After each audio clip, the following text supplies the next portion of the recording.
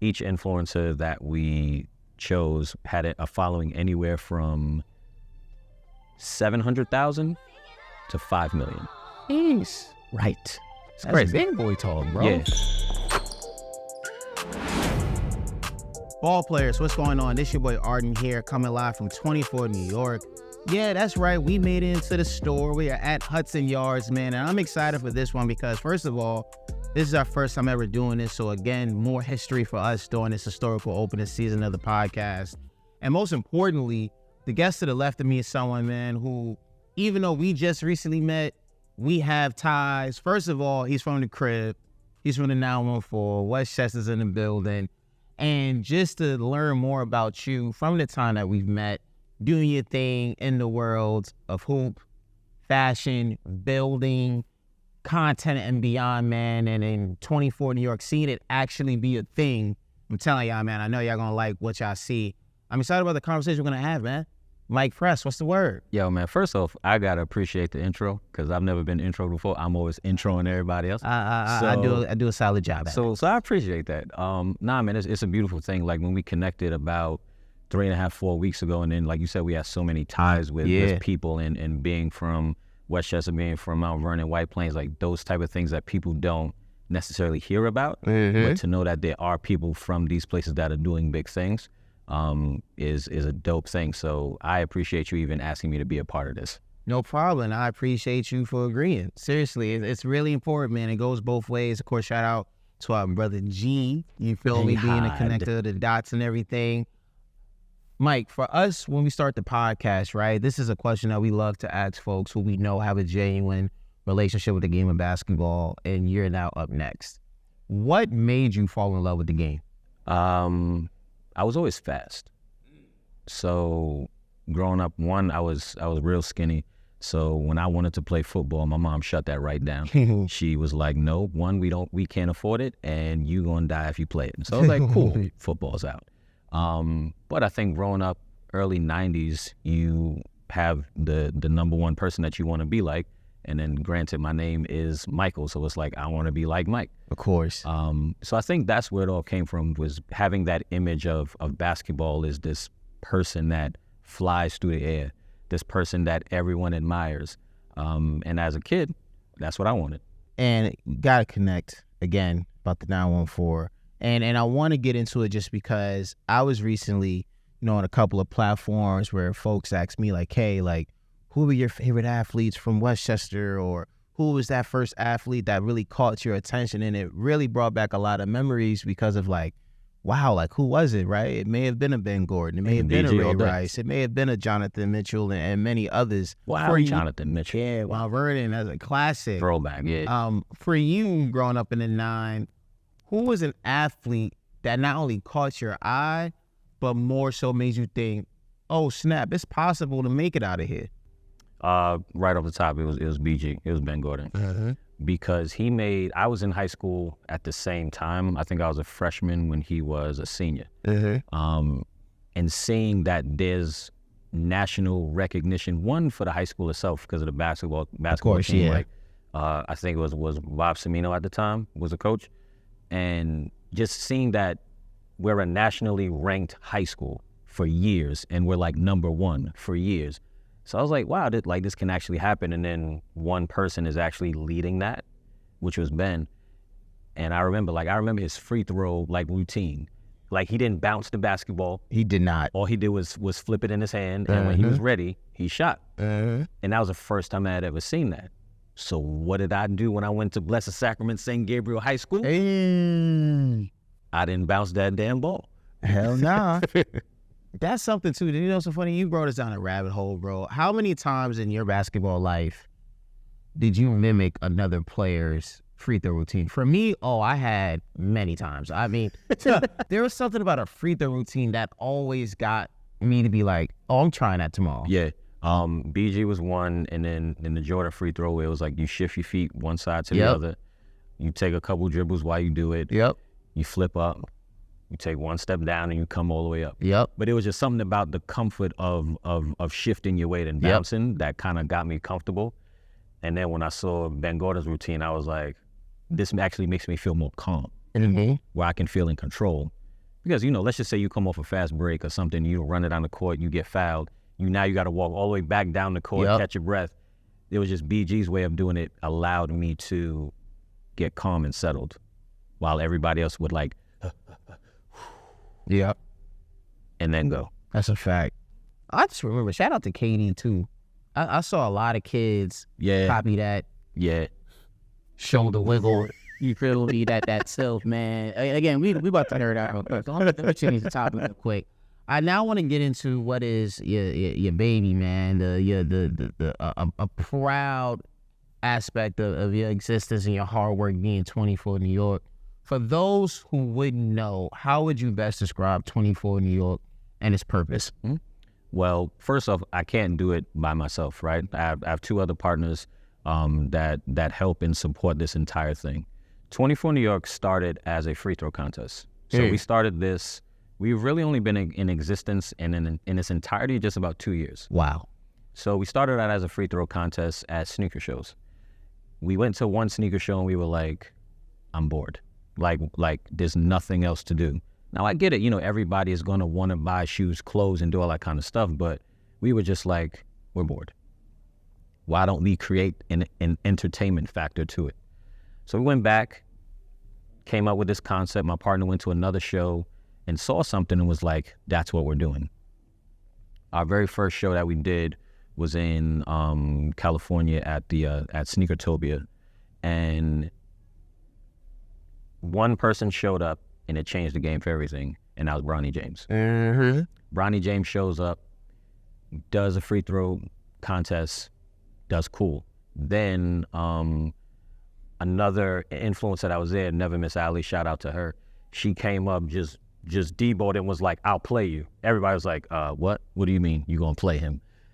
And they went, like, they did a free throw contest with each other. She beat him, and then that took off. Like ESPN, everybody was running that thing. Because this was what, 2021? I feel like this was 2021, yeah. Yep, it was 2021. Because again, shout out to our brother G. I remember it was his clip that I initially saw of that whole moment, So, once that happened, we were like, all right, we got something different because, one, we're the only ones doing this. We're the only ones wanting to bring an entertainment factor to these shows. And we really ran with that for a while. And then we've had AB do it. We've had Joe LaPuma do it. We've had Trinidad James do it. We've had a multitude of actual ball players do it. Gospel artists, KB, like all of these different people have done it. And we were just like, all right, let's just see where it goes. Yeah. So that's where it all started. And I want to break this down a bit more just because, like I was telling you, Mike, before we got on air, a big thing for the Ball Players podcast is exploring the different POVs and developments that we know from basketball culture. And I think one of them is event activations and fashion brands like yourself, like 24 New York. Y'all are playing a big part in that because we already know about the sneaker culture and sneaker reselling and copping sneakers, and sneaker shows in itself is definitely an experience, but y'all then tapped into the event activation side of things, right? When you now see more people doing that, even if it's not a free throw contest, right? But they're adding something to it that is, hey, an event, something that adds to the overall experience. What do you think it says about that now being added, and the fact that, hey, y'all were a part of that, and that may have influenced another brand or two to be like, okay, we need to do our own thing as well? The first thing it shows me is that people are understanding that you have so much creative freedom that you may not tap into. It's not a one-dimensional thing, like if you go to a show, let me just sit here with my product. Why don't I create an experience when you come into this product? Just this weekend, we were at a show in San Diego, and there's a guy that does what's called a 90s room. And what he does is he builds out like, just think like the Zach Morris bedroom, right? Like, I wanted the Zach Morris bedroom because it was big and I didn't have a big room. But he just builds it out and people just come in and take pictures. It shows creativity. It shows that people want people to also walk into an experience and be able to capture it. When we see people, especially do like free throw contests and things like that, we say, that's nice. Yeah. That's cute. The founding fathers. Right. And I think people also, they see people paying. So what people see is like, oh my God, they making all this money, this is that. But a lot of people don't know what goes into it. So you only see one aspect to it. So, we applaud it. Like, yeah, go ahead and do your thing. You probably won't do it again after you saw what it takes to actually get it done. And when it comes down to it, right, what it takes, what does it take? Because I think, again, right, for so many people, even myself in this moment, right, we just think, hey, if you sell sneakers, the hard work is just you copying the sneakers, you selling it, have yourself a little cool display at the store, at the show, and hope to make some bread. But now with these event activations and these other aspects to it, what does it take now to properly represent yourself and to do good business at these shows? What it takes is, what I've seen over the last few years is you build a name through content first. The most people that have the content and have the followings are doing YouTubes of them at the shows. They're doing cash outs, they're doing buys, they're doing real versus fakes, they're doing, oh, I caught a fake here, this is what I look. They're doing all of those things. So the selling of the sneaker is actually probably the easiest part, because if a person is looking for a New Balance and it's at your table, they're coming straight to you. If you don't have it, they're not coming to you. So it's about also being very specific in what it is that you want to showcase. Some of these shows, you have people that only showcase size 12 and up, 12, 13, 14, 15, 16 and up, and that's all they sell. Because usually those are the most expensive sneakers to buy. Is it easy? No. Because it's so much of a business and it's so much like a stock market that people forget that, yes, you can go out and buy a sneaker, and you see the kids come in, like real young with like their little, I got 2 sneakers, yo, would you please buy it, And I'll be just there like, little hustler, look at you. But that's the entrepreneurial spirit that I also see now. To follow that up, right, and before we change, the pace here, for someone out there that is like, okay, I'm seeing Mike, I'm seeing 24 New York, I'm seeing the rest of my peers or competitors, y'all are elevating the game to where it's now bigger than selling these clothes and these sneakers. So for someone out there that's looking to find their own niche, their own way, how would you describe the process that they should go through in order to find one? First thing I would say is, number one, don't be afraid to fail. Not everything is going to work on the first try. Not everything is going to work on the first go. You have to be super confident in knowing that you just might fail. And can you get back up and resurge it and do something else? That's the best piece of advice I can give. And then to follow that up with is know what it is that you actually want to do. People come in and say, I just want to sell sneakers. Why? Like, what's your why? Is it because you want to understand what an entrepreneur is? Is it because you want to make money? Is it because you really love sneakers? Figure out what your why is and don't be afraid to fail. To change the pace, I want to talk about some more creative stuff because this is fun for me, man. I think even within the basketball world, we're seeing more brands do these exciting collaborations with, the swoosh, Adidas, Pumas, et cetera, or they might lock in with like a legend from the game and remix their sneaker. 24 New York capable of doing that? Is something in the works? Because I can see y'all getting into that.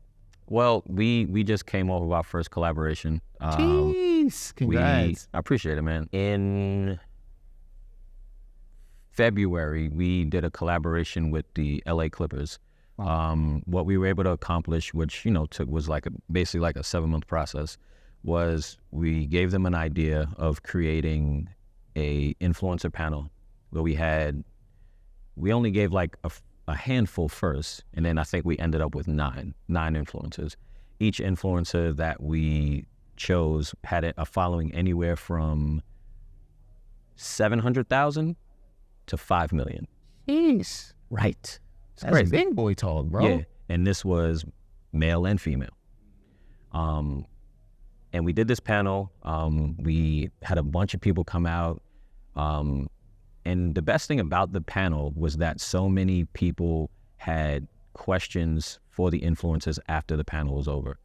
Like really wanting to get to know them, because it's very hard to even get to these people even at an event in a show. Why? Because you got 2,000 people trying to get to them at the same time. Made it very intimate so that you can just walk up and have a conversation. Then once we finished that, we did our free throw contest on the court. Of course. So we had 2 kids, and we had 2 inflows. We had Kais Omar and Never Miss Ali, who I appreciate so much for y'all helping us out with that. The free throw bully. The free throw bully. Now I don't want the smoke. Ali, now what? Yeah. Do it on my show. I need that. Make sure you got a lot to give away. That's what I'm going to say. Dang. All right, I co-sign for my people. Dang, bet. But, then we did that. And to see a kid win a pair of sneakers that was his size, and it was a sneaker that he actually wanted, was like the greatest thing for me. It wasn't about the clout or anything like that. It was about, this is what we actually do, and this is the reactions that people actually get whenever they win a shoe. So that was our first collaboration. When looking at this year, when looking at 24 New York, what is you and your team's biggest hope for the brand this year? The biggest hope is to land a couple more collaborations and partnerships. Couple things that we have on our plate is Summer League. That's the next place that we're trying to infiltrate. So we do have some time, ahead of us to get to the goal. And potentially, maybe another location, we don't know. But the main thing is Summer League is what we're striving for right now. Summer League will be a vibe. I'm trying to make it out to Summer League, first of all. But you can already do that. Hey, there's still some things that I need to work through. But when I do get there, I already know what you're wearing. I know what you're wearing. Please and thank you. I'm going to need that. And because here's the thing, too, y'all, before we get to this last question. Mike really got some pieces that dudes in the league will wear, bro. Like, I'm legit looking. There's some stuff that, like, yo, cats in the league. Shout out to the ladies in the dub. I know I would see this, and then it will be on League Fits, and it will be on NBA Fashion Fits. So I'm just waiting just to see the joint. Like I truly believe in y'all, man, what y'all got going on. And last question I got for you, Mike. Top of the show, I asked you what made you fall in love with the game. Yeah. Last question is, what keeps you in love with the game? The sport itself has evolved into it not just being basketball. It's now evolved into a conglomerate of so many other activations. That's what's keeping me in love with the game, because activations of other companies that are coming out, Hoop Bus, Local Hoops.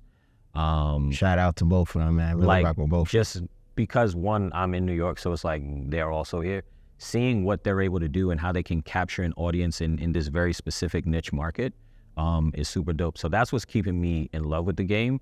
And then secondly is that people are so much more expressive in what they wear. Yes. The fashion is also another thing. So I'll go on League Fit sometimes and be like, yo, what are they wearing? Not just about the shoes, but like what brands or new brands that I can see that people are wearing. And I've seen a couple, and to be totally fair, some of these brands are actually at these sneaker shows. Yeah. Which is crazy. It's insane. It's insane. And I gotta say, it's fun to watch. It's fun to see. Just the main things that we've seen in the game aren't just focused on one thing. So even if you're in the fashions, well, on the fashion side of things, it's bigger than just fashion. It's like content, branding, marketing, lifestyle and beyond. And again, we're seeing that from 24 New York. Good brother Mike, seriously, thank you so much for pulling up on the Ball Players podcast. Ball Players, thank y'all like usual for tuning in to the episode. Love is love, man. Make sure y'all do what y'all do. Episode is available on all DSPs. Of course, you can watch the visuals across all socials and YouTube. Please like, please comment, please subscribe. And of course, the Ball Players podcast is brought to you by 1:37 p.m., where your curiosity will be fulfilled for everything sports, collectibles, music, fashion, and the whole shebang-a-bang. This your boy Arden talking to you, signing off. Later.